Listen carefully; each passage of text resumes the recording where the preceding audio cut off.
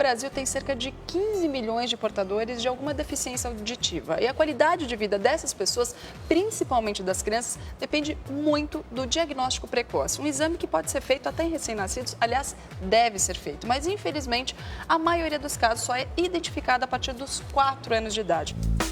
O mundo em que Vinícius vive é silencioso. Ele sempre se interessou por desenho que não tinha fala, que era mais ação. Os que tinha muita conversação, muita fala, ele já não tinha paciência de assistir, por não entender. Foi assim que os pais perceberam que Vinícius não escutava. Entre 1000 crianças que nascem vivas, de 1 a 3 são surdas. Este médico explica quais são as principais causas para o problema. As causas genéticas, que incluem a hereditariedade e as crianças que nascem com síndromes genéticas, as causas relacionadas às infecções na mãe durante a gestação e as causas relacionadas ao parto, como traumas de parto ou quando falta oxigênio para a criança durante o parto. O teste da orelhinha, feito assim que o bebê nasce, é muito importante para detectar a surdez. Mas testes feitos em casa também podem indicar se o bebê não escuta. Um teste muito simples que pode ser feito é bater uma palma e observar se a criança pisca, se ela tem um reflexo que nós chamamos de cócleo palpebral. Então, se você bate palma perto da criança, ela vai piscar. Esse é um indicativo muito interessante de integridade da via auditiva. Os bebês também devem ter reações a sons que fazem parte da nossa rotina, como um avião que passa ou uma porta que bate. Ele estava de costas, a gente fazia um monte de barulho, gritava e ele não virava, não tinha reação. Os pais também devem observar se há atraso de fala ou de linguagem. O bebê começa a emitir sons com 7, 8 meses de vida. Com 1 aninho, ele fala pelo menos 10 palavras. E com 2 anos, o vocabulário fica mais extenso. Segundo os especialistas, as crianças conseguem falar aproximadamente 100 palavras. A criança ela vai aprender as palavras ouvindo as palavras. Uma criança que ouve, você vai garantir que o que você falou aqui, ali algumas horas ela vai repetir. De uma forma menos complexa, mas ela vai repetir. Né? E se você perceber que isso não está acontecendo, é um índice importante para investigação o que está acontecendo com essa audição.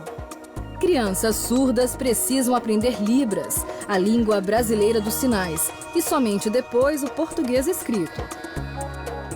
2 vezes por semana, Vinícius é atendido de graça no Centro de Educação para Surdos Rio Branco, em São Paulo. O que é isso aqui?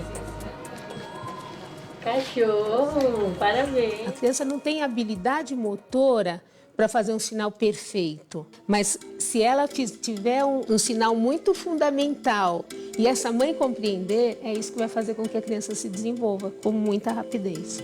Passarinho. Os pais também participam da aula. A gente agora fala a mesma língua, que essa é a única diferença antes. A gente falava uma língua diferente que dele. Os pais já aprenderam até a dar bronca no Vinícius. Não pode, não pode. Ó, 1, 2, 3, castigo. Vai ficar de castigo. É engraçado que quando chega no 3, ele fica assim pra gente, calma, calma, tipo... Porque sabe, se chegar no 3, castigo.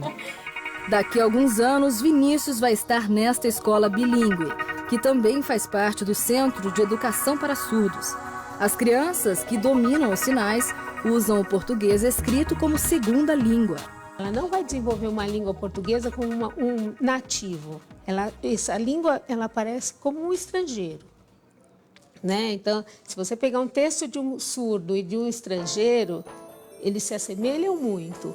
Com a ajuda da diretora da escola, eu pergunto a Isabela se foi fácil aprender o português. É um pouco difícil, não é tão fácil, porque tem que estudar bastante, ler bastante, às vezes tem palavras que são difíceis.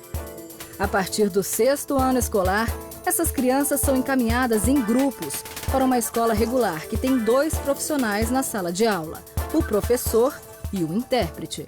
O diferencial é que ele já está com a identidade surda formada, fortalecida, ele não se sente menos capaz do que ninguém. Então, e tem os seus pares, né? São grupos de surdos incluídos nos grupos de ouvintes. O professor Alexandre foi alfabetizado em uma época difícil, quando educadores acreditavam que os surdos deveriam aprender a falar.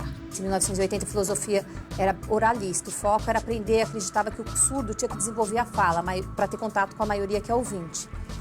E os surdos, o foco era só treinar a oralidade, não tinha as disciplinas, ciências, matemática, isso não era importante. Isso foi um prejuízo muito grande na educação do surdo. Ainda bem que o aprendizado mudou. Alexandre tem orgulho em ser professor dessa nova geração. Fico muito feliz, tenho muito prazer em ensinar os surdos, que essas crianças, formar esses cidadãos surdos, essas crianças mostrar que o surdo é capaz, como que é a identidade surda, a língua de sinais, que por meio da língua de sinais a gente consegue tudo e eu sou muito feliz hoje. Até eu aprendi alguns sinais. Prazer conhecer todos vocês. Obrigada. Certo?